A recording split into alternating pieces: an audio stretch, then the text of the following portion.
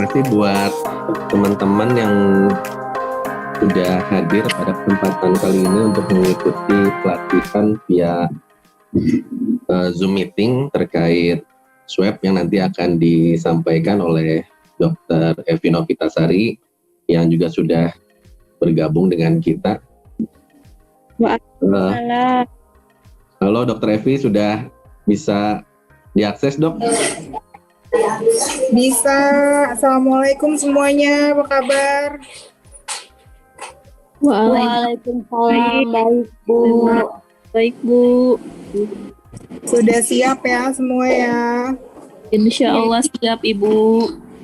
Jadi saat ini kita akan membahas teori yang nanti akan disampaikan Dr. Evi. Dokter ini menyampaikan saja bahwa yang hadir saat ini adalah swabber yang berasal dari Bali. Coba Bali mana? Bali siapa aja? Absen dulu. Ada Opi, ada Mbak Mumun, Mbak Dwi sama Mas Ari ya. Opi juga ada. Opi, Mumun, kemudian Ari. Dwi sama Ari. Oke. Kemudian untuk yang rencana ditempatkan di Jakarta, Subang, dan Cikarang, ini ada Mbak Geget, ada Krisna Amelia, Ai Rohimah, Nur Halisa, Rizka, Ipah, dan Alia. Ya. Kemudian untuk Surabaya, ini yang sudah confirm hadir, Mbak Nila, Bella, Holifatul. Izin Ya. untuk Krisna Amelia tadi di mana ya, Pak? Krisna Amelia ditempatkan antara Jakarta, Cikarang, atau Subang.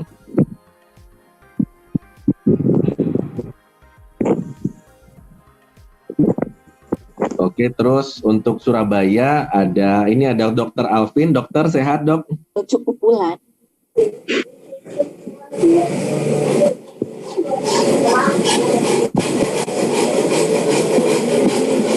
Ada Dr. Alvin, ada Nila, Bella, Holifatul Jannah, Lilis, sama Fitriah Indriana.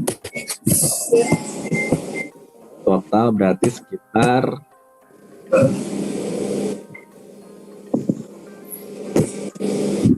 ada sekitar 20 orang Dr. Evi yang ikut hadir pelatihan. 20 ya.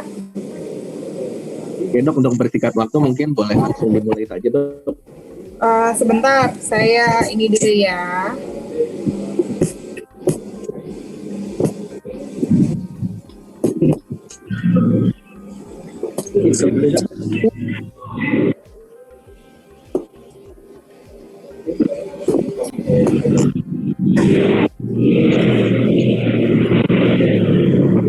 Sebelumnya semuanya sudah pernah nge-swab, sudah melakukan swab? Sudah, Dok. Belum. Sudah ya. Ada sebagian yang udah, ada yang belum, Dok, itu. Belum, Dok. Ada yang sudah, ada yang belum. Swabnya antigen atau PCR? Antigen, PCR, dan antibody, Dok. Oh iya, ini kayaknya kalau Suster Kopi udah ini nih. Nanti di-share ya pengalamannya, terus pengetahuannya ke teman-teman yang lain ya. Siap, Dok. Sambil nunggu slide ya, kita ngobrol dulu sebentar ya. Iya, Dok. Sebelumnya kan kalian ini basicnya apa? Perawat atau bidan atau ada analis di sini? Saya analis, Dok. Analis, siapa yang analis? Fitri, Dok. Fitri, sudah pada punya STR sebelumnya? Lagi proses, kalau STR terkon ada. Oh iya, jadi teman-teman nanti saya harapkan kurang lebih nanti kan konsepnya sama seperti yang di Bandung ya. Yang di Bandung, jadi memang saya mengharapkan tenaga medis, perawat, bidan, kemudian analis boleh, karena memang kalian juga basicnya sudah ada keterampilan atau kompetensi dasar mengenai medis. Selanjutnya mungkin STR-nya diurus ya, karena bagaimanapun surat tanda registrasi merupakan legalitas kita nanti melakukan tindakan medis. Jadi nanti diurus segera yang punya STR, dan memang idealnya nanti ketika melakukan swab baik antigen atau PCR maupun misalnya ngambil sampel antibody itu berdua. Jadi satu tim berdua. Kalau misalnya nanti ada yang satu belum punya STR, dipasangkan sama yang sudah punya STR. Nanti sistemnya satunya asistensi boleh, tapi jadi salah satu harus ada punya STR. Nanti mungkin idealnya seperti itu ya. Iya dok. Kemudian untuk ketika misalnya nanti masing-masing berdua, jadi berdua itu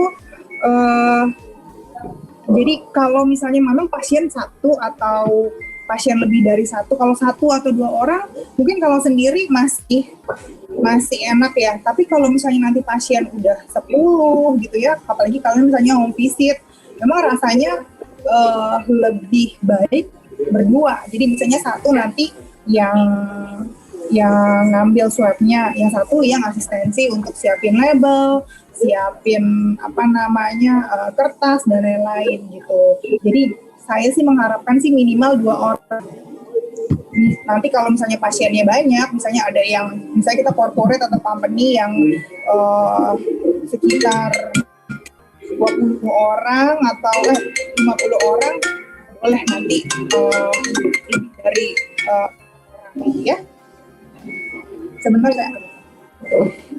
Sudah ya.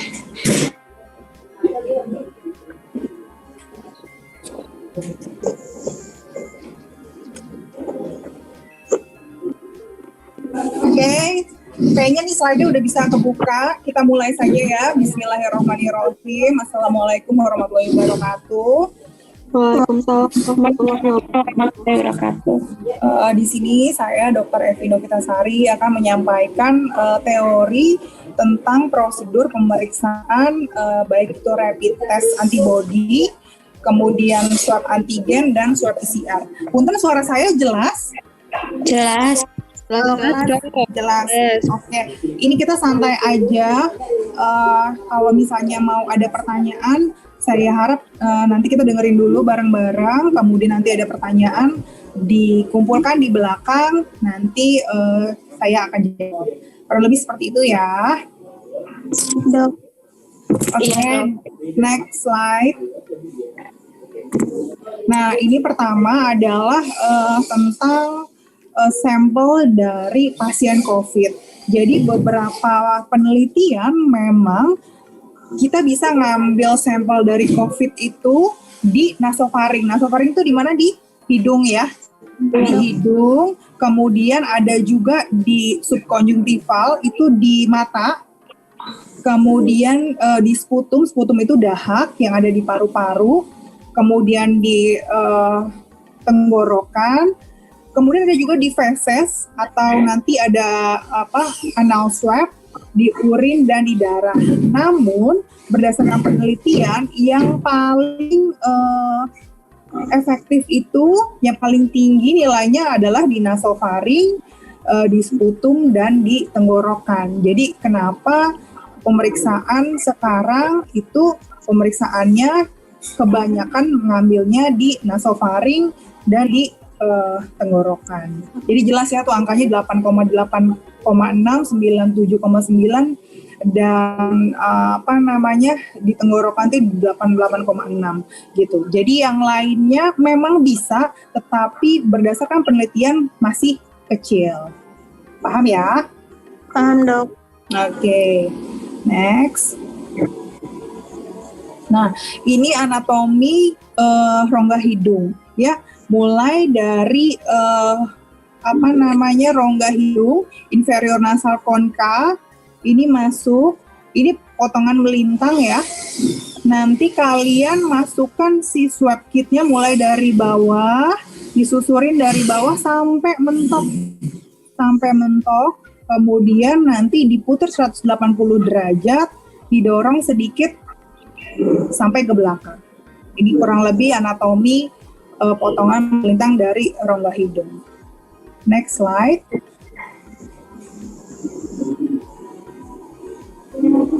Ya, di situ ya yang dilingkarin ya. Nah ini juga, ini ada struktur yang berada di sekitarnya. Jadi kebayang ya kenapa kita harus masukkannya pelan-pelan, disusurin aja dari bawah, nggak usah buru-buru, dan gentle masukin sampai mentok ya. Sampai mentok, kemudian diputar 180 derajat, lalu ke bawah. Next slide. Nah, ini adalah penampakan rinoskopi, pemeriksaan rinoskopi kalau pakai alat di hidung kurang lebih seperti ini. Di sini ada gambaran hidung yang normal ya, gitu.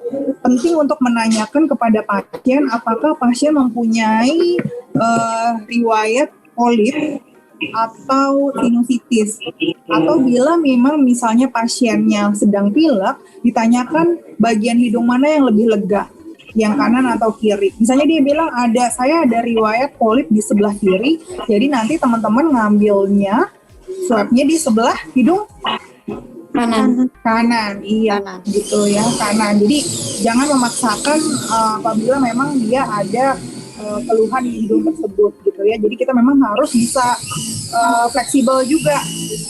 Nah itu di bawah tuh ada yang hidung normal, kemudian ini ada yang moderate, kemudian ada yang severe, dan memang ada yang obstruktif. Nah penting juga teman-teman di klinik nanti yang di Surabaya, di Cikarang, di Bali punya SOP. Nanti mungkin Pak Wisnu atau Pak Awang ya mempersiapkan SOP-nya di klinik supaya nanti jadi pegangan teman-teman apa yang harus dilakukan. Kurang lebih saya share di sini di klinik di Bandung ya. Nanti dibuat ininya. Mungkin saya sekilas ya. Jadi mulai dari SOP-nya, mulai dari pengertiannya apa sih swab antigen itu. Swab antigen atau rapid antigen adalah pemeriksaan cepat yang sampai hari ini masih bisa direkomendasikan oleh Kementerian Republik Indonesia yang dapat dilakukan di fasilitas kesehatan. Jadi bisa di klinik atau bisa di laboratorium. Ini dapat dilakukan oleh dokter, perawat, bidan atau analis kesehatan yang telah terregistrasi, jadi punya STR dan mempunyai kemampuan dasar. Jadi kalian harus ikut latihan dulu. Dan pemeriksaan ini adalah bentuknya bukan diagnosis, jadi screening. Kalau untuk antigen ini adalah sebuah screening awal mendeteksi apakah seseorang tersebut terkena virus COVID-19. Nah tujuannya ini adalah sebagai acuan kalian nanti di pelayanan pemeriksaan swab antigen ke depannya. Nanti prosedurnya dijelasin satu-satu, ini dibaca, kemudian dipelajarin, nanti apa yang kalian lakukan harus sesuai dengan SOP. Kalau misalnya tidak sesuai dengan SOP, nanti kalian bisa ketika ada yang miss, nanti akan jadi masalah ke depannya. Jadi dihafalkan, nanti dilakukan sesuai dengan SOP nanti yang sesuai di klinik kalian masing-masing. Mungkin next. Ini adalah SOP pengambilan sampel PCR. Bedanya antigen sama PCR udah tahu ya. Kalau antigen apa yang diambil swabnya dari mana? Dari nasofaring, Dok. Nasofaring. Kalau PCR? Nasofaring dan orofaring. Iya, jadi dari hidung dan dari mulut. Kurang lebih di SOP seperti itu. Jadi kalau memang misalnya si antigen itu diambilnya hanya di hidung, kemudian nanti langsung diperiksa di alat, boleh dilakukan pada saat itu juga, atau boleh dibawa ke klinik atau ke labnya. Sedangkan kalau PCR, itu kalian harus ambil sampel, dimasukkan ke dalam VTM, lalu dibawa ke laboratorium. Rujukan ya. Oke, next. Nah, ini persiapan swab orofaring dan nasofaring. Jadi kita bagi ada alat, bahan, dan petugas. Untuk alatnya, eh, bisa pakai lampu senter atau lampu kepala. Ini bila memang misalnya keadaannya gelap ya, atau penerangannya kurang baik, jadi bisa disediakan lampu kepala. Kemudian alatnya juga ada spatula tang atau spatula lidah, karena nanti ketika ngambil swab PCR itu kadang pada anak sulit, atau misalnya nanti lidahnya keluar. Saran saya, rekomendasi saya memakai spatula tang yang dari bahan kayu, jangan yang dari besi. Karena kenapa? Karena kalau dari besi kurang efektif juga, kalian harus cuci atau ya harus disterilin segala macam ya. Sedangkan kalau pakai kayu, yang pakai kayu kalian bisa sekali pakai langsung buang. Jadi lebih higienis juga. Kemudian di bahan itu ada Dacron swab atau flock swab. Nanti ada gambarnya satu-satu. Kemudian ada VTM, virus transport media, parafilm seal, plastik clip, label nama, alkohol spray swab atau 70%. Nah ini idealnya kalian tulis di tasnya kalian gitu ya. Jadi supaya oh ini udah lengkap belum gitu. Jangan sampai nanti kalian kerja pas home visit ada yang ketinggalan gitu ya. Jadi dibikin checklistnya masing-masing. Sudah lengkap atau belum. Sedangkan pada petugas ini APD, alat pelindung diri. Untuk pemeriksaan swab antigen dan PCR wajib memakai APD level 3. Oke, nanti saya jelasin satu-satu apa itu APD level 3, kemudian bahannya apa saja. Boleh next. Nah, mulai dari alat ya, ini lampu kepala sudah tahu ya. Kalau kalian di klinik tempatnya terang gitu ya, mungkin boleh nggak usah pakai lampu kepala, nggak apa-apa gitu ya. Yang penting tempatnya terang, lampunya cukup. Kemudian ini tong spatula atau spatula lidah, saran saya yang pakai yang kayu ya, karena bisa sekali pasien langsung buang. Next. Kemudian ini Dacron swab atau Fox swab ya. Ini yang sebelah kiri ini, jadi biasanya dipakai dokter THT yang biasanya nggak langsung diperiksa di tempat itu ya. Jadi ini Fox swab, jadi dimasukin ke tabungnya, nanti dikunci lagi. Sedangkan beberapa mungkin teman-teman ngelakuin yang sekarang udah pakai alat yang langsung periksa kan, jadi pakainya yang sebelah sini. Ini ada dua, yang ada garis di tengah yang lebih kecil jelas untuk naso ya, untuk hidung ya. Yang besar, yang lebih besar untuk orofaring atau untuk mulut. Udah jelas ya. Dan yang ada garisnya itu gampang banget, jadi tempat kita buat matahin juga ancarannya di situ ya, acuannya di situ. Oke, next. Nah, mungkin teman-teman udah lihat ya, ini yang biasa dipakai, mereknya macam-macam gitu, tapi mungkin yang biasanya nanti yang akan sering ditemukan di kliniknya atau nanti didapatnya dari bagian logistik ya ini. Ini terdiri dari tabungnya ya, tabung. Kemudian yang kecil-kecil itu buffer ya, antigen buffer. Yang panjang ini naso swab kitnya. Kemudian yang masih dibungkus ini adalah kasetnya. Dan nanti ketika teman-teman habis nge-swab, kemudian diteteskan buffer, ketika garisnya 1, berarti artinya negatif. Ketika garisnya 2, artinya positif. Dan penting banget ini huruf C dan T-nya ini. C artinya kontrol. Jadi ketika walaupun misalnya hanya ada di T, C-nya nggak keluar, kemungkinan invalid. Jadi baiknya dilakukan pengetesan ulang. Nah ini macam-macam. Jadi saya sarankan untuk baca buku petunjuk ya. Baca walaupun dari keluaran Cina, mereka tetap ada bahasa Inggrisnya. Pedomannya kurang lebih sama, tetapi paling beda merek, beda-beda sedikit gitu. Coba next slide. Nah, ini yang dari mereknya Abbott. Salah satu rekomendasi dari Kementerian Kesehatan adalah Abbott Penbio. Nah, kurang lebih ada tabungnya, ada swab kitnya, ada kasetnya, cuma bedanya di buffer.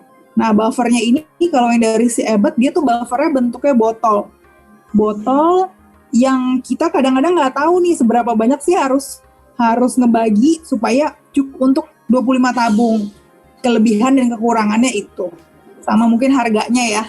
Harganya mungkin cukup mahal, tapi beberapa pasien ada yang minta, kadang kita harus layanin gitu. Saya maunya pakai merek ini gitu. Dan itu teman-teman harus mampu, jangan, aduh saya nggak bisa nih gitu kan. Kurang lebih prinsipnya sama, jadi nggak usah takut. Ada prinsipnya, ada tabung, kemudian ada tutupnya, ada buffer, ada kasetnya, dan ada swab kitnya. Dan itu harus teman-teman periksa sebelum teman-teman kerja gitu. Jadi ketika kerja, udah lengkap semua. Jangan sampai nanti udah jauh-jauh home visit ke rumah pasien, ada yang ketinggalan, buffernya habis, atau tabungnya nggak ada. Nah, jangan sampai kejadian seperti itu. Udah pada kenal ya nih alatnya ya? Iya dok. Oke. Next slide. Nah, ini parafilm seal ini untuk sebenarnya prinsipnya untuk menutup VTM yang buat PCR.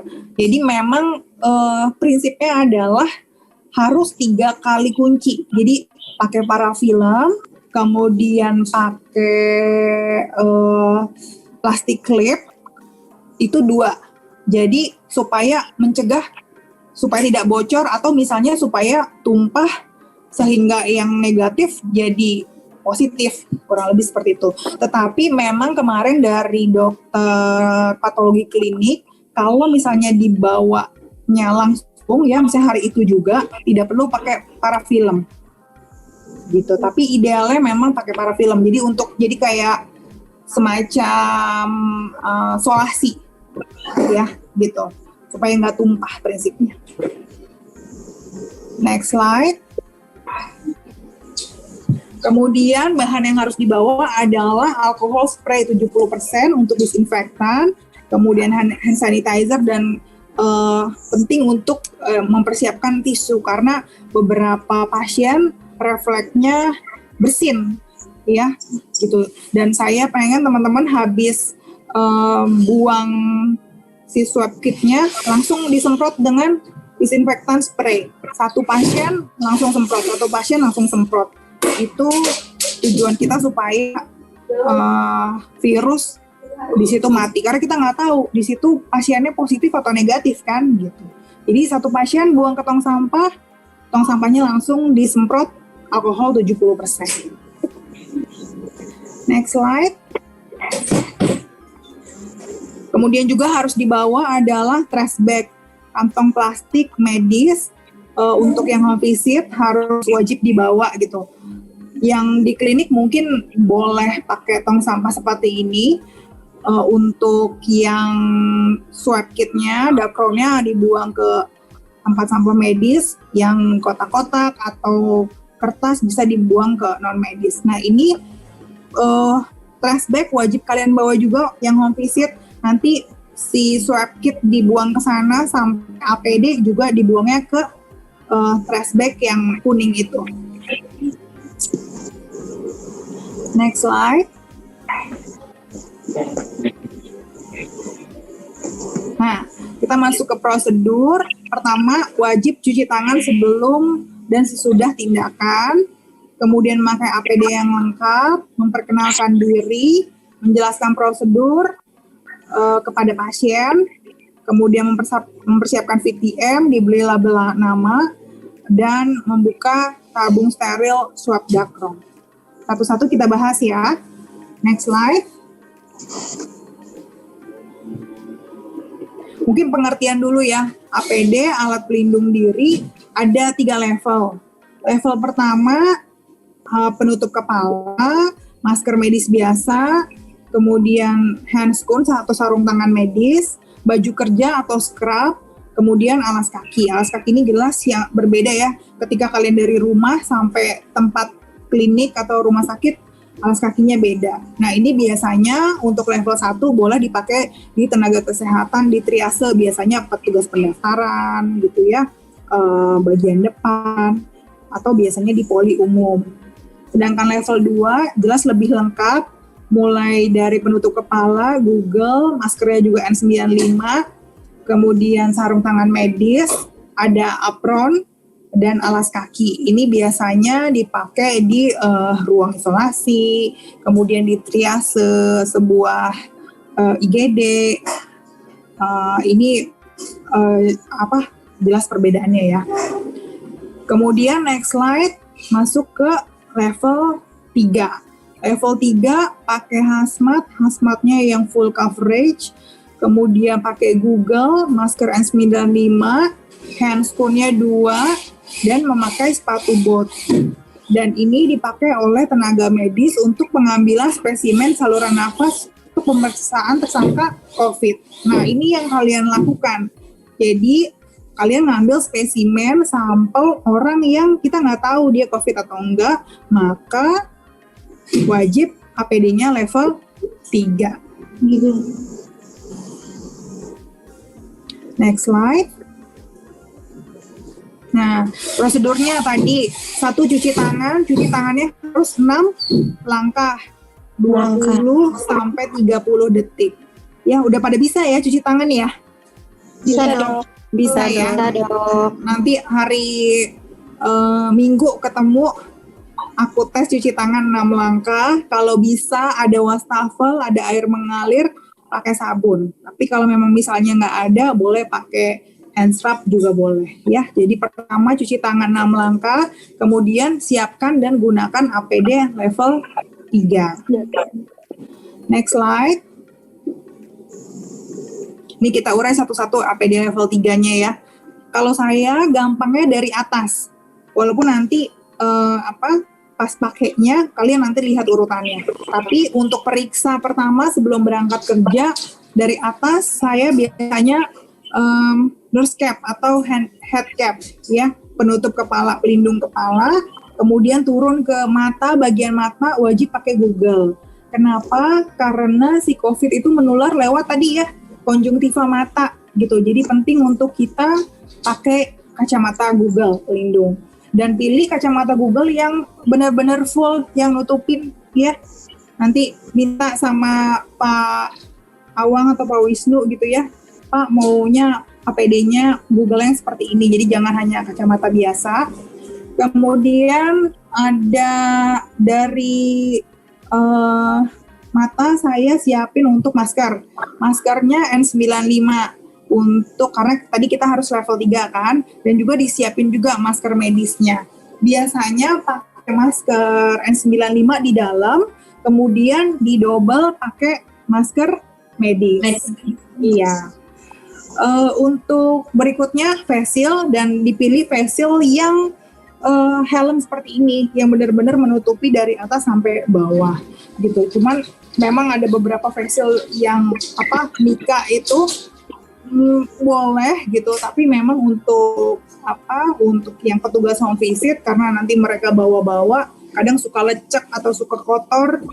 Jadi saran saya pakai yang model helm seperti ini. Jadi lebih awet juga daripada misalnya kalian pakai yang Mika itu ya. Next slide. Masih buka, kemudian lanjut turun ke bawah hazmat. Rekomendasi saya hazmatnya yang full coverage seperti ini. Ada beberapa hazmat yang sudah lengkap dengan cover shoes-nya, tapi ada yang belum. Kalau yang belum berarti harus pakai pelindung kaki, cover shoes. Ada juga model gaun gitu ya, tapi rekomendasi saya lebih suka pakai yang seperti ini. Kemudian handscoon-nya sebenarnya idealnya dipakai 2 lapis. Jadi ada handscoon bedah yang panjang, kalian pertama pakai itu, kemudian pakai handscoon yang biasa. Dan ini handscoon wajib banget ganti satu pasien satu. Nanti kalian home visit ada 10 pasien. Yang handscoon-nya ganti tiap pasien. Hazmatnya nggak perlu ganti, nggak apa. tapi handscoon-nya wajib ganti satu pasien satu.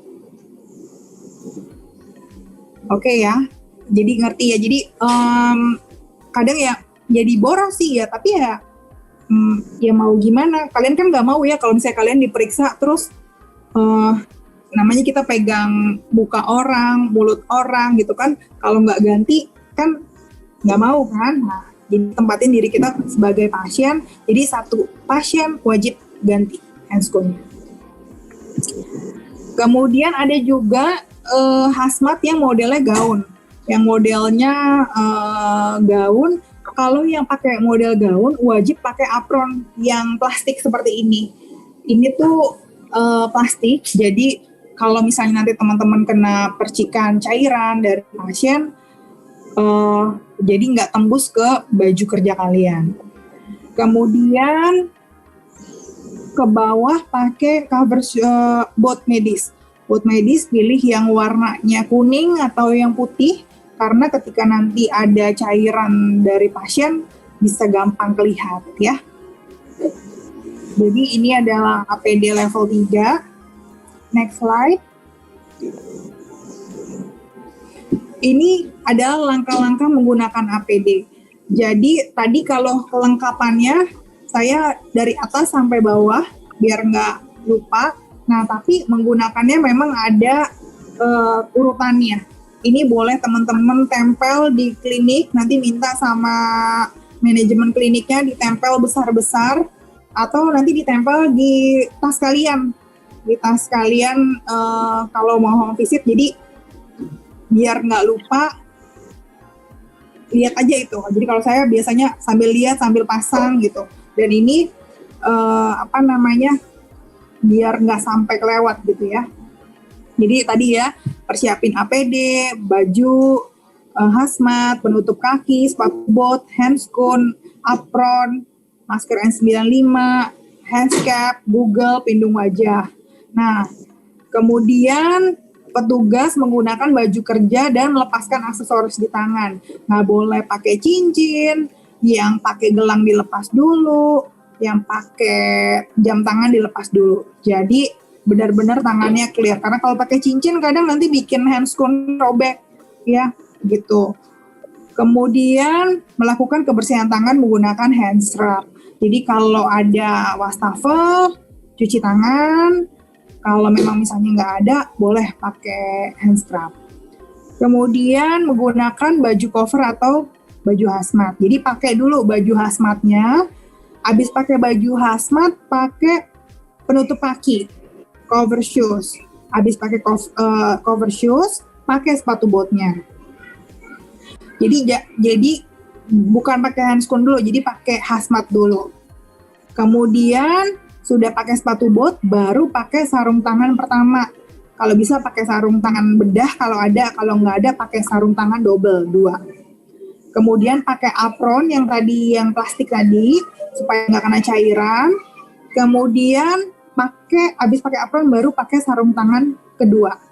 Yang pendek biasanya sarung tangan kedua. Kemudian pakai masker N95. Caranya masker N95 saya ada nggak? Ada. Ya.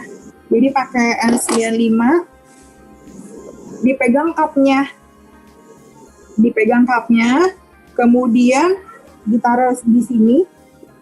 Kemudian ditarik bagian atas, ya gini, ditarik, kemudian yang bawah ditarik, yang di atas ditarik, dan yang atas harus di atas telinga.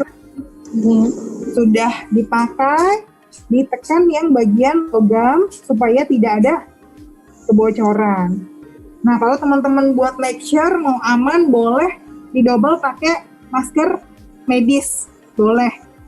Terus supaya lebih awet juga pakai masker medis. Jadi ini bisa dipakai berkali-kali. Kemudian pakai tutup kepala, pakai nose cap, lalu pakai kacamata Google, dan terakhir pakai face shield.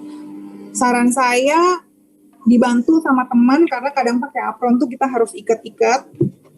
Jadi dibantu sama teman, dan ketika ada teman kalian tuh bisa saling ingetin. kamu masih kelihatan tuh, masih kebuka maskernya. Jadi biasanya berdua kalau pakai APD.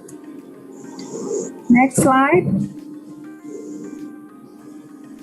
Nah, setelah kita udah pakai APD, ini paling penting juga informed consent. Saya share dari klinik di Bandung, informed consent ini harus kalian isi. Bantu pasiennya untuk mengisi informed consent. Mulai dari awal tanggal periksa, misalnya sekarang 5 Februari, jamnya juga penting kalau menurut saya, supaya kadang pasien kalian banyak, nanti mungkin ada yang kelewat, jadi penting untuk isi jam periksanya jam berapa. Kemudian perempuan atau laki-laki wajib juga diisi, karena beberapa ada yang namanya laki-laki ternyata orangnya perempuan, gitu ya. Kemudian dilingkarin salah satu, apakah dia periksa antibody, antigen, atau PCR. Kemudian diisi nama sesuai identitas. Namanya sesuai identitas, jadi jangan nama panggilan si A, si B gitu. Jadi usahakan isi sesuai identitas. Jangan malas ngisi, karena nanti kalau ketuker panjang urusannya. Dan nomor KTP untuk pasien PCR, ya, untuk yang di VTM tadi wajib isi nomor KTP. Kenapa? Karena nanti kaitannya untuk pelaporan pasien positif ke Dinas Kesehatan. Jadi untuk PCR wajib isi nomor KTP. Alamat lengkap, tanggal lahir ini bakal ada terus di mana-mana. Jadi jangan bosan-bosan isi tanggal lahir. Nomor handphone juga penting, karena kadang-kadang beberapa pasien kita perlu retest atau kadang ada keraguan. Jadi penting. Jadi kalau ada nomor handphone, kita tinggal orang sekarang punya WhatsApp, kita bisa telepon gitu. Kalau Pak, saya ada ini nih, bisa nggak saya cek ulang? Jadi penting banget isi nomor telepon. Instansi ini terkait misalnya kalau memang misalnya dia ada kiriman dari suatu perusahaan, atau misalnya kalau hanya pasien umum ya bisa diisi pribadi. Ini jelas jenis pelayanan, home visit, on-site, atau misalnya ada mungkin di Surabaya atau di Bali nanti ada drive-thru, silakan nanti ditambahkan sendiri pembayarannya juga, atau cash atau transfer, ini buat memudahkan untuk cross-check teman-teman aja sih. Dan petugas, kalian harus isi tanda tangan, paraf, ya, supaya kita juga tahu nih, oh nanti kan dikumpulin di klinik ya, ini petugasnya siapa, OP atau ini siapa, AI, jadi harus jelas. Yang bertanda tangan, pasien wajib tanda tangan. Sebelum ini diisi, jangan melakukan tindakan medis. Paham ya? Paham. Iya, jadi sambil misalnya, jadi nggak usah buru-buru datang ke pasien, nggak usah buru-buru, Pak saya siap dulu pakai APD, Bapak sama Ibu boleh isi informed consent. Udah lengkap, informed consent kalian cek dari atas, tanggal periksa udah, jam udah. Boleh nggak dok saya tulisin? Boleh. Tapi yang tanda tangan tetap pasien. Iya. Atau kadang ada pasiennya anak kecil atau nenek-nenek, saya bantu ya tulisin, atau misalnya kadang tulisannya nggak jelas, mereka saya bantu tulisin gitu. Boleh. Tapi yang tanda tangan tetap harus pasien. Oke ya. Jadi penting. Jadi sambil kalian siap-siap pakai APD, pelan-pelan siapin alat, siapin label, pasien suruh isi informed consent, ya. Next slide. Nah, ini label ya. Label dan spesimen bag. Labelnya biasanya nanti ditulis di kaset ya. Misalnya contohnya ini namanya siapa Adi Guna, tanggal lahirnya 18 Februari tahun 80, kemudian tanggal periksa 5 Februari 2021, dan saya suka tulisin waktunya. Karena kenapa? Karena untuk pemeriksaan antibody itu sebenarnya 15 menit bisa selesai.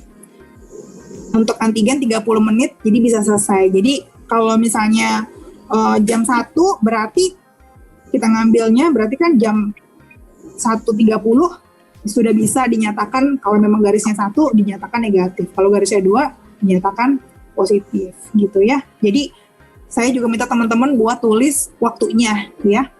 Boleh nulisnya pakai label boleh, atau pakai nulis di kasetnya langsung juga boleh. Yang penting kebaca.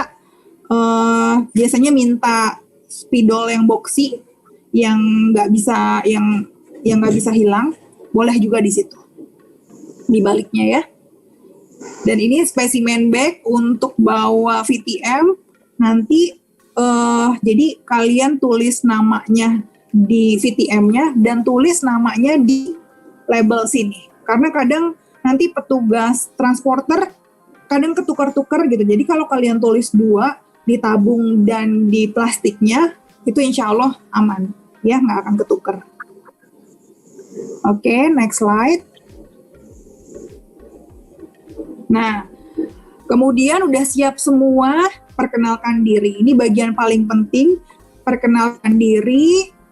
Mungkin bisa macam-macam, tapi saya kasih formatnya. Biasanya saya akan ucapkan selamat pagi atau selamat siang, Bapak, Ibu, Kakak, apa benar ini dengan Bapak, misalnya siapa, Pak Denny, dan ucapkan. Biasanya saya kasih pertanyaannya terbuka, jadi jangan iya atau enggak pasiennya, jadi dengan Bapak siapa ini gitu. Oh, Pak Denny Suparman, oke, bisa sambil kita pegang info konsen yang tadi dia isikan. Tanggal lahirnya tanggal berapa Pak? Tanggal 5 bulan 2 tahun berapa gitu. Jadi kasih pertanyaan terbuka kepada pasiennya ya. Kemudian perkenalkan diri, jadi nggak usah malu-malu Pak, saya Dr. Evi, saya yang akan mengambil pemeriksaan swab antigen atau PCR. Sebelumnya apakah Bapak pernah dilakukan pemeriksaan swab antigen atau PCR? Kalau sudah, oke, boleh kalian skip lebih singkat. Kalau belum, dijelaskan secara singkat dan sederhana. Saya akan tunjukkan biasanya alatnya, si tadi dakronnya atau si flock swab-nya. Ini alatnya Pak, ditunjukin. Sambil dilihatin, steril baru, belum dibuka. Karena kenapa? Karena kan untuk pasien juga harus yakin, oh ya ini alatnya steril ya, satu pasien satu. Kan kita nggak mau ya nih, atau bekas orang atau apa gitu kan, pasien rame. Jadi penting untuk nunjukin alatnya baru, steril. Dan untuk swab antigen nanti ini yang akan dimasukkan ke dalam rongga hidung, salah satu rongga hidung Bapak. Mungkin agak kurang nyaman, rasanya seperti hidung kita kemasukan air, atau nanti kalau pemeriksaan PCR selain di hidung, nanti juga akan diambil di tenggorokan, bagian belakang rasanya seperti ingin muntah, tapi ditahan aja ya Pak, lidahnya tetap ditaruh di belakang. Kurang lebih itu pendahuluannya. Juga penting ditanyakan apakah hidungnya punya polip, sinus, atau misalnya sedang pilek, sedang mampet, kita ambil ke hidung yang lebih lega. Dan ini wajib kalian kerjakan gitu. Jadi jangan bosan-bosan, mau pasiennya 100 ya ngomong ini 100 kali ya. Iya Dok. Oke. Next. Nah, ini VTM, virus transport media, untuk mengambil sampel PCR. Warnanya harus merah. Ketika ada perubahan warna, orange atau berubah jadi putih, itu jangan dipakai ya. Biasanya ada yang langsung dapat sama si swab kitnya untuk yang hidung dan tenggorokan. Nah, si VTM ini kita masukkan ke spesimen bag. Jangan lupa dikasih label baik di tabungnya maupun di spesimen bagnya. Karena ini kan kalau PCR kalian harus bawa ke laboratorium rujukan kan, gitu. Jadi di labelin. Karena kita hasilnya kan baru 2-3 hari lagi gitu, jadi penting sekali diberikan label pada VTM ini ya. Next. Nah, untuk pemeriksaan PCR juga penting bawa full bags dan ice pack, karena kita jaga suhunya di 8 sampai 2 derajat gitu. Jadi ya kalau yang home visit bawa full bag dan ice pack-nya jangan lupa ketika mau berangkat. wallbox yang seperti ini, yang sesimpel ini juga nggak apa-apa. Jadi nggak harus pakai yang kotak-kotak es atau freezer gitu, nggak usah. Pakai wallbox seperti ini juga cukup. Next slide. Nah, spesimen nasofaring ini mungkin teorinya tadi ya, gunakan APD sesuai dengan standar. Kemudian nasofaring berarti yang di hidung ya. Next slide. Next. Beri label, jangan lupa diberi label. Tadi isinya nama, kalau bisa ada kode, ada tanggal lahir, ada jam, dengan marker atau pulpen atau pakai si Tom and Jerry juga boleh. Next. Nah, gunakan swab tadi yang terbuat dari Dacron atau rayon dengan tangkai plastik ya. Biasanya tangkainya plastik, jangan yang kayu ya, supaya tidak ada reaksi alergi. Next. Nah, biasanya tadi kan saya bilang kenapa bawa tisu, karena kadang pasien lagi meler atau lagi flu gitu kan. Kalau bisa dia disuruh keluarin dulu sekret dari hidung. Next. Kemudian disuruh mengadah, jadi maksimal 70 derajat. Sebenarnya ini beda-beda, tapi kalau saya lebih cenderung nggak usah terlalu mengadah, seenaknya aja. Kalau ada kursi yang ada belakangnya, suruh dia nyender, relax, sampai kita bisa kelihatan tuh lubang hidungnya. Kalau memang misalnya memang penerangannya kurang, boleh pakai lampu kepala. Next. Buka ya. Buka Dacronnya, jadi pas sambil nunjukkan, Pak ini alatnya ya, masih baru, kita bukanya nanti workshop saya kasih tahu bukanya, tinggal dirobek aja kertasnya yang ada plastiknya. Next. Ini yang biasanya dipakai dokter THT, tapi kalau yang dapat dari alatnya biasanya tinggal dibuka, dicetrek gitu aja. Next. Masukkan swab Dacron steril perlahan-lahan, jadi gentle tapi pelan gitu ya, jadi nggak usah ragu-ragu. Masukkan ke dalam rongga hidung sejajar dengan palatum. Biasanya saya susur dari bawah ya, dinding media sputum dasar, jadi di bawah. Jadi ngambilnya jangan dari atas, dari bawah aja pelan-pelan sampai mentok. Next. Masukkan swab Dacron sampai terasa ada tahanan. Tadi ya sampai mentok. Next. Tuh, gambarnya ya. Dia tuh sampai ada tahanan, berarti udah sampai nasofaring ya. Next. Putar Dacron steril ke kiri atau ke kanan sebesar 180 derajat, lalu hapus ke arah bawah. Ini jangan terlalu lama karena rasanya nggak enak. Jadi, tapi nanti dengan pengalaman kalian pasti bisa diputar 180 derajat, langsung dikeluarkan. Oke, next. Tarik perlahan swab Dacron, diharapkan tidak banyak menyentuh permukaan rongga hidung. Oke, next. Nah, dikeluarin ya. Next, kemudian dimasukkan ke dalam cryotub. Ini kalau misalnya yang tadi itu tabung biasanya kita isi buffer. Next, ini sebenarnya buat yang VTM ya. Biasanya diputuskan tangkainya, kemudian ditutup rapat. Next, pastikan label kode spesimen sesuai dengan kode yang ada di formulir. Oke. Next. Nah, ini ya. Kalau yang VTM ini dililit pakai parafilm. Next. Dan dimasukkan ke plastik clip. Suhunya 4-8 derajat. Jangan dibekukan di dalam freezer malah. Jadi cukup dingin aja, tidak perlu beku. Next.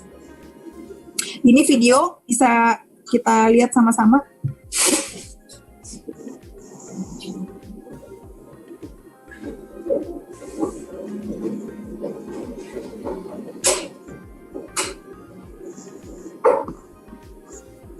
Tangan kiri untuk fiksasi ya. Disusurin ambilnya dari bawah. Sampai mentok ada tahanan, kemudian diputar 180 derajat.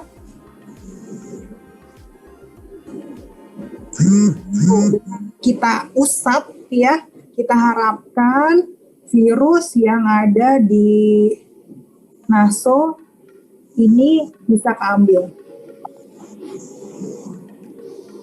Nah, kalau yang di naso dia ada lebih kecil bentuknya dan ada biasanya yang patahannya itu. Dikeluarkan pelan-pelan dan dimasukkan ke vlog swab.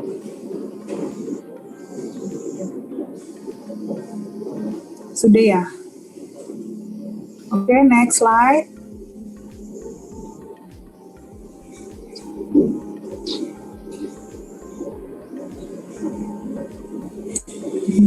Nah, ya boleh. Sekarang orofaring ya, dari mulut. Jadi buka mulut dengan spatotang. Jadi penting bawa spatotang. Pasien diminta relax. Lidahnya jangan sampai menahan spatul dan diusahakan lidahnya tetap di dalam. Kemudian usapkan swab tanpa menyentuh lidah. Jadi di bagian dinding belakang posterior faring ke arah arkus faring kanan dan kiri. Jadi cepat, jangan lama-lama karena ini mual, bikin mual. Dari kiri ke kanan, boleh dari kiri ke kanan atau dari kanan ke kiri. Cepat, yang penting terswab semuanya. Next. Nah, ini ya bagian dinding belakang, ya. Jadi bukan di lidahnya, tetapi di dinding belakangnya, ya. Dan di swab, diusap dengan cepat dari kiri ke kanan, atau kalau kalian lebih gentle yang kiri dari kanan ke kiri boleh. Next. Di videonya pakai spatotang, ditahan lidahnya, di setel videonya.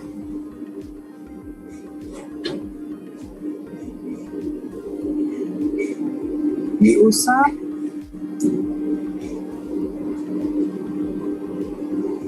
Minta buka.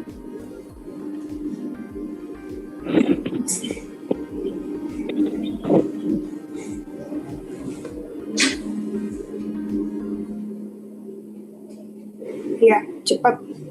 Nih.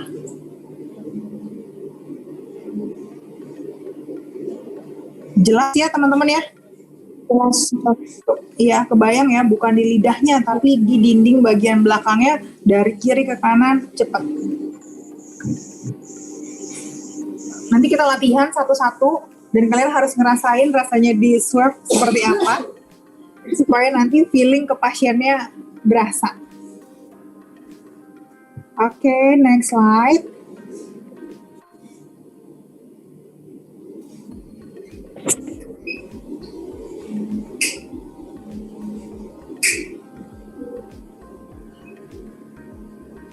Oh.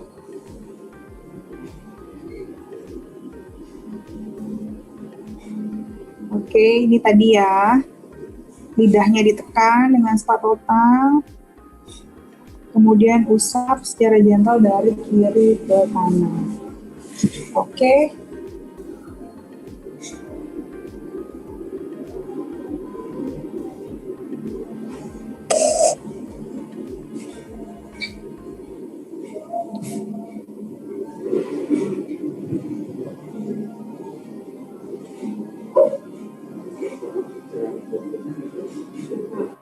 Boleh slide berikutnya.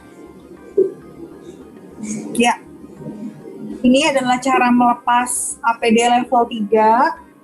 Jadi penting juga untuk melepaskan APD, jadi jangan sampai sembarangan, jangan sampai kita ketemu pasien positif, malah kita jadi positif, atau kita malah jadi bawa positif, menyebarkan ke orang lain, ya. Jadi pertama, lakukan disinfektan sarung tangan luar, kemudian disinfektan sepatu bot. Biasanya kalau di klinik sepatu botnya dimasukkan ke ember dengan cairan klorin. Kemudian lepas sarung tangan bedah, lalu dibuang ke tempat sampah medis, lepas apronnya, kemudian pelindung wajah, face shield, kacamata Google, itu bisa disimpan biasanya di alat pensterilan boleh. Kemudian penutup kepala itu dibuang langsung ke tempat sampah medis, dan tadi ya hazmat dan apron dibuka, dilipat bagian luar itu jadi bagian dalam dan jangan sampai kita menyentuh bagian luarnya. Lalu dibuang ke tempat sampah infeksius. Ini boleh nanti disimpan dan ditempel aja di tasnya atau di kliniknya, di ruang APD ya. Next. Nah, ini kesalahan yang sering dalam pengambilan swab nasofaring. Biasanya ada tahanan di hidungnya. Mungkin dia punya obstruksi atau punya polip gitu ya. Boleh dievaluasi di rongga sebelahnya. Kalau misalnya ada tahanan mentok, terus kalian nggak yakin keambil swabnya, boleh diambil di sisi yang lain. Atau misalnya bila pasiennya memang mau bersin, biasanya kita kasih kesempatan dia untuk bersin dulu, terus dibersihin hidungnya supaya lebih lega, supaya bisa kita kelihatan rongga hidungnya. Dan sedangkan pada orofaring, bila lidah pasien kaku, minta ditunggu aja, relax aja, ditenangkan, dia udah relax, baru nanti mulai diambil. Kemudian kalau untuk refleks muntah, jadi tadi lakukannya cepat, jadi jangan pelan-pelan gitu ya, wah ini tadi teorinya begini gitu, cepat langsung diambil supaya refleks muntahnya juga jadi minimal. Next slide. Nah, tadi untuk antigen dan PCR, ini mungkin sedikit pengetahuan tentang rapid antibody. Memang mulai kita tinggalkan karena spesifitasnya juga rendah, tapi mungkin beberapa pasien ada yang minta, kalian juga harus tahu, mungkin ini salah satu merek yang biasa nanti akan dipakai. Prinsipnya dia memeriksa antibody di darah ya, jadi ambilnya di ujung jari dan pilih jari yang tidak dominan. Misalnya dia dominannya tangan kanan, kalian minta jari tangan kiri. Kenapa? Kenapa harus tangan yang tidak dominan? Ada yang bisa jawab?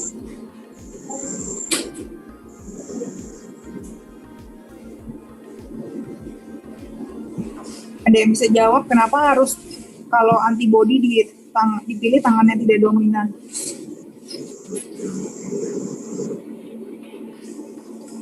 Jadi supaya misalnya gini, kalau misalnya dia biasanya pakai tangan kanan,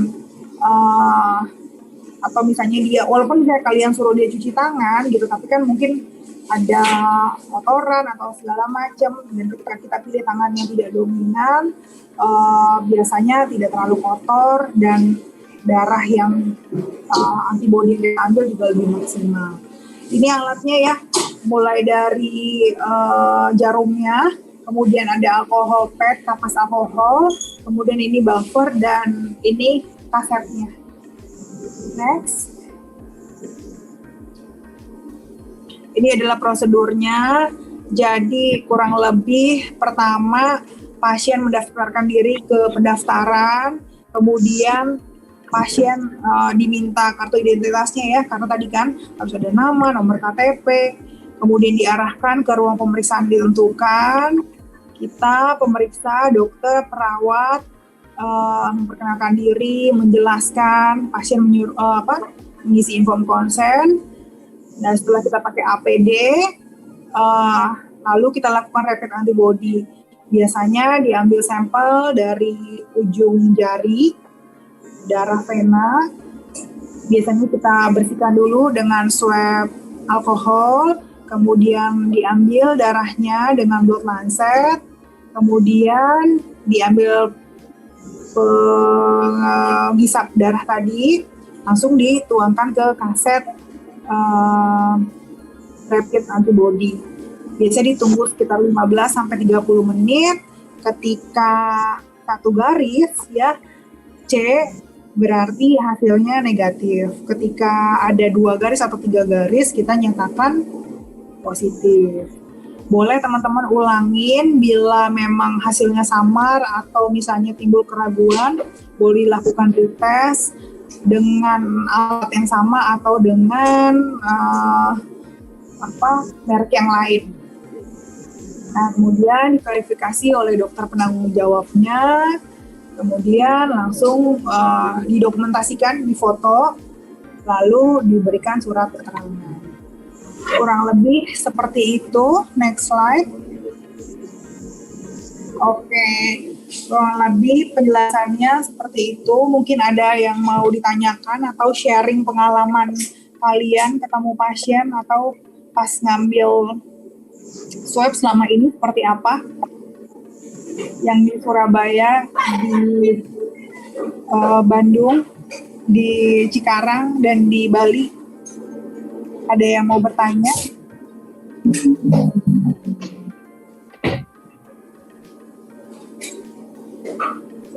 Baik, ada yang mau bertanya teman-teman atau Opi mungkin yang udah bisa yang sudah beberapa kali udah di Bandung mau menceritakan pengalamannya.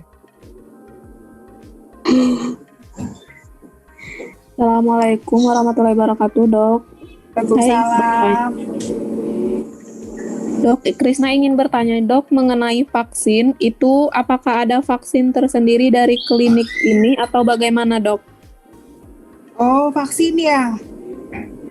Iya. Kalau Krisna kliniknya di mana? Di mana, Dok?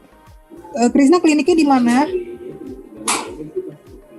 Krisna belum bekerja, Dok. Oh iya, nanti rencananya ditempatin di mana ya, Kris? Kemarin kata dokter di Jakarta, Dok. Oh iya, di Jakarta. Sebenarnya sih bisa nanti kita cari klinik yang nanti yang referralnya dari tempat kerjanya. Nanti bisa didaftarkan. Krisna ada STR ada? Kebetulan belum, Dok. Sekarang lagi profesi nurse. Oh iya.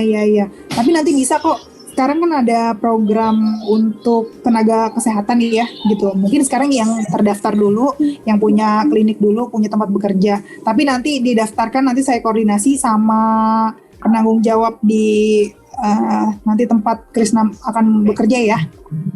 Oh iya. Makasih ya, Dokter. Iya, siap. Ada lagi? Assalamualaikum, Dok. Suara saya. Salam. Saya Momon dari Denpasar, Dok. Iya. Untuk penerbangan sekarang kan kebijakannya kita untuk pasien antigen penerbangan itu harus menggunakan vaksin itu, Dok. Nanti kita input di sistemnya itu, Dok. Itu gimana nanti, Dok? Kalau dari klinik, halo, Dok? Ya. Ya, kalau untuk dari klinik tempat saya kerja itu memang udah di kliniknya udah harus mendaftarkan dulu di aplikasinya itu. Jadi saat kita input data pasien itu udah nyaut kita dari klinik mana, dari vaskes mana itu. Nantinya takutnya nanti ada customer kita dia untuk penerbangan, kita nanti infokan dia juga ke pasiennya, Dok. Sekarang kan pakai barcode, Dok, mulai per 1 Februari, Dok. Oh iya. Tapi masih transisi ya, Mumun gitu ya. Tapi kalau untuk sekarang kan apalagi belum ya yang untuk masyarakat umumnya ya, baru untuk nakes kan vaksinnya kan? Bukan gitu. Dok. Bukan vaksin, Dok. Antigen. Oh apanya? Oh antigen. Oh ya. Ya betul. Sekarang ada EHAK ya. Mulai Februari nanti gitu. Nanti akan diurus nanti sama Pak Awang dan Pak Wisnu untuk kliniknya gitu. Sudah terdaftar apa belum di si EHAK itu di penerbangan. Nanti prosedurnya memang beda lagi. Kalau memang Beda. bisa kliniknya sudah terdaftar sih aman sih, boleh. Bisa. Di Nggak ada Denpasar masalah. sudah jalan, Dok. Sudah ya, sudah jalan ya. Iya. Itu aja, Dok.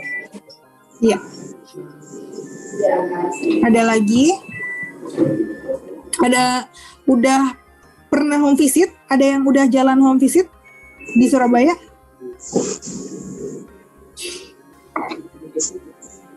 Belum, menunggu dulu pada pelatihan dulu, Dok. Oke, di Bali juga belum ya? Bali sih pengen rencananya hari Sabtu ini sih udah mulai running ya, karena ada OP kan udah pernah coba, jadi sekalian jalan, sekalian nanti nunggu dokter ke Bali. Jadi kalau jadwal offline-nya pelatihan dokter ke Surabaya hari Minggu. Terus hari Minggu sampai hari Senin, mungkin ya Selasa berarti ada di Bali ya? Selasa ada di Bali, hari Minggu nanti di Surabaya. Kita saling swab ya, biar kalian juga merasakan rasanya di swab tuh bagaimana. Sekalian juga screening gitu. Udah pada vaksin belum? Belum ya?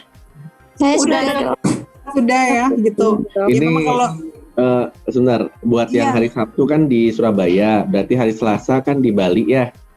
Hari Minggu, untuk Pak. yang hari Minggu di Surabaya, hari Selasa di Bali. Nah, buat yang khusus yang di Jawa Barat nih ya, yang di Jakarta, Subang sama di Cikarang, besok ke klinik yang di Bandung.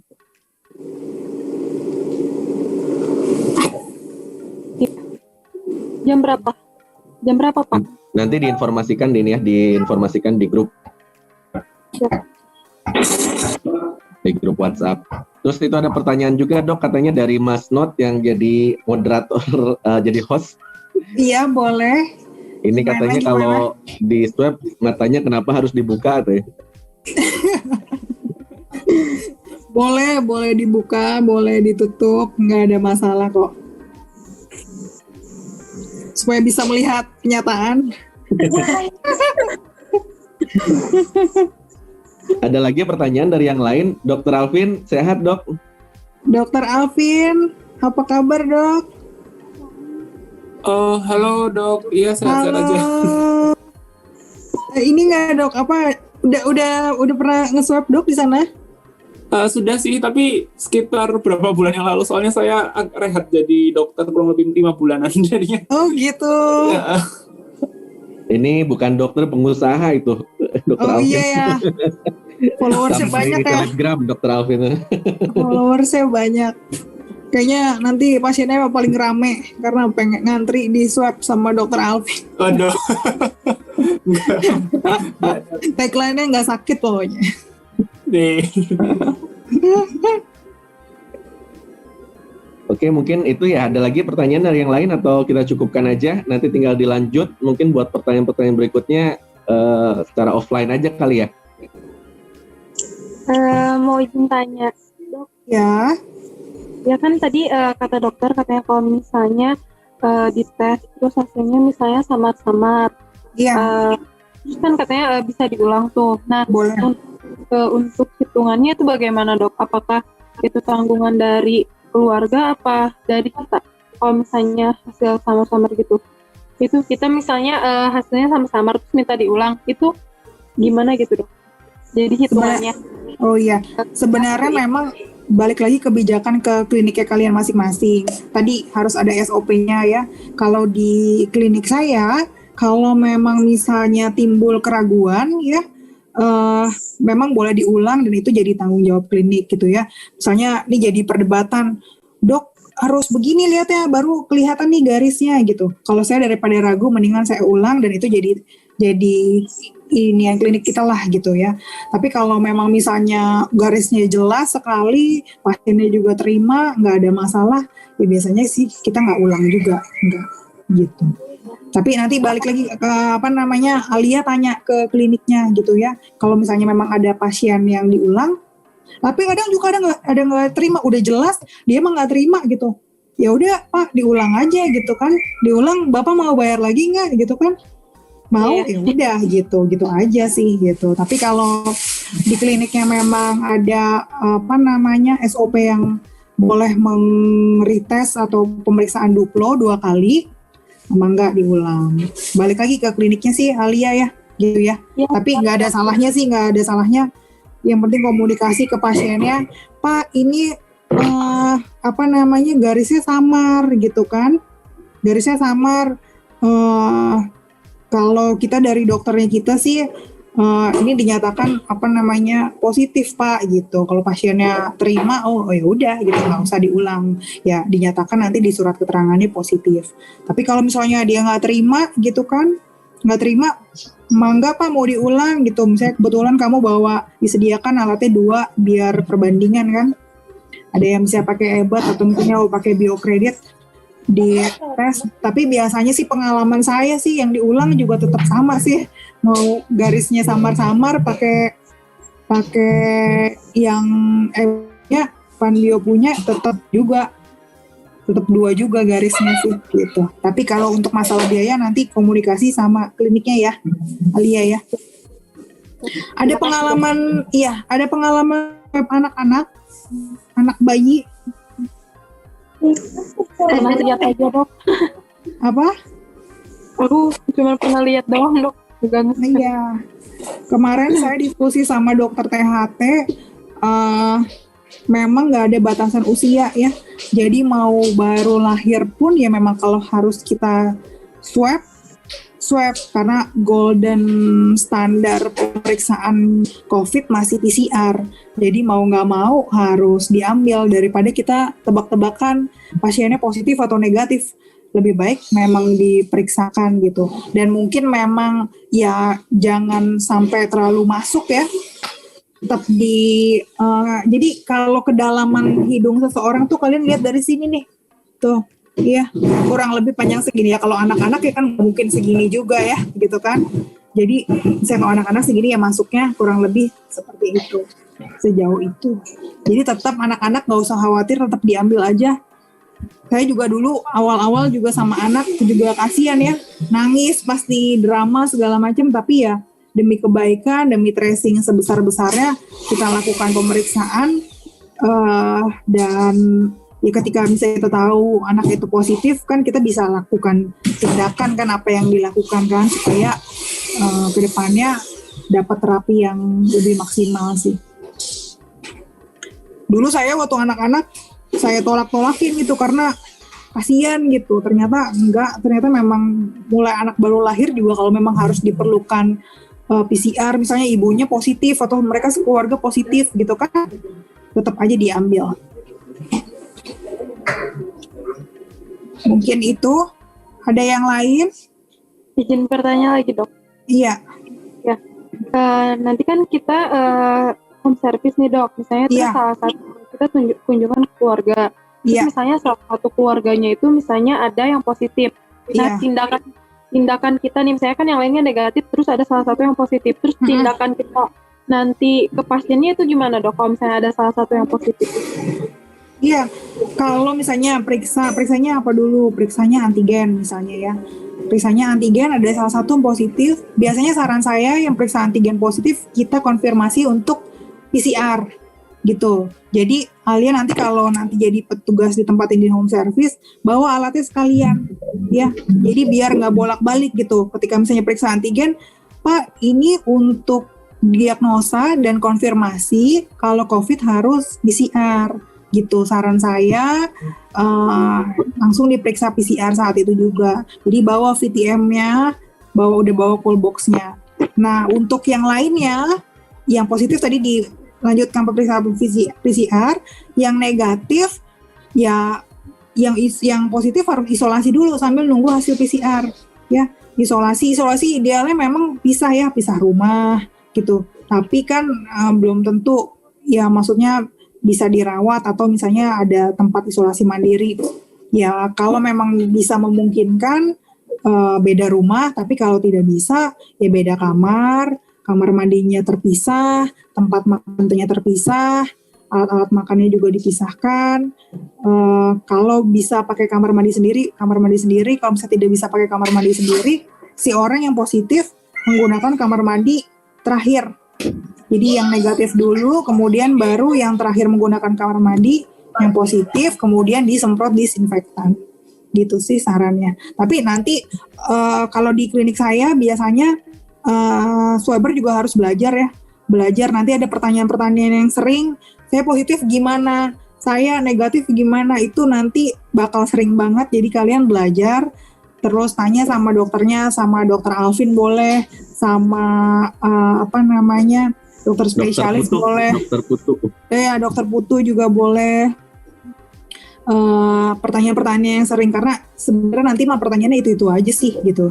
Jadi kalian juga harus tahu, tapi dikasih edukasi, Pak, kalau misalnya mau konsul medis boleh ke dokter kami gitu.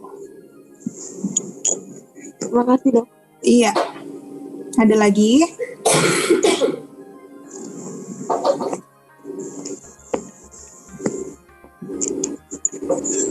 Dok, ini nanti materinya kita bagikan atau gimana ya?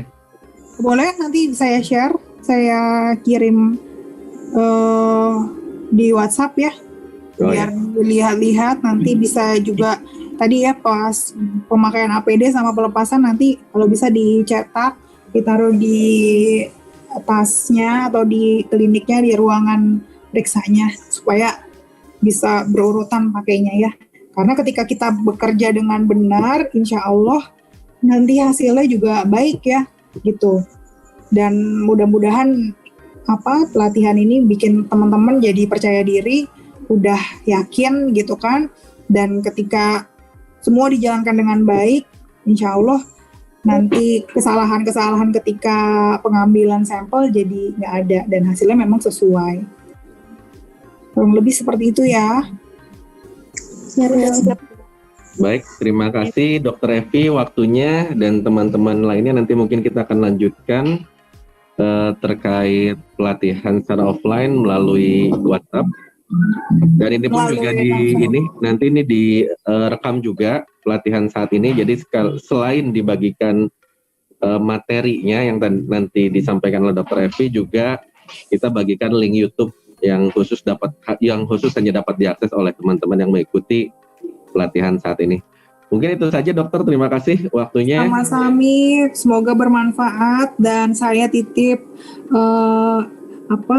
attitude, titip profesionalisme teman-teman dimanapun berada, karena apa yang kalian kerjakan itu mewakili klinik, mewakili dokter yang bertanggung jawab. Mungkin itu ya. Siap, Dok. Oke. Baik. Selamat bekerja. Nuhun semuanya, terima kasih. Sampai ketemu lagi lain waktu. Assalamualaikum. Waalaikumsalam. Terima kasih, Dok. Sama-sama.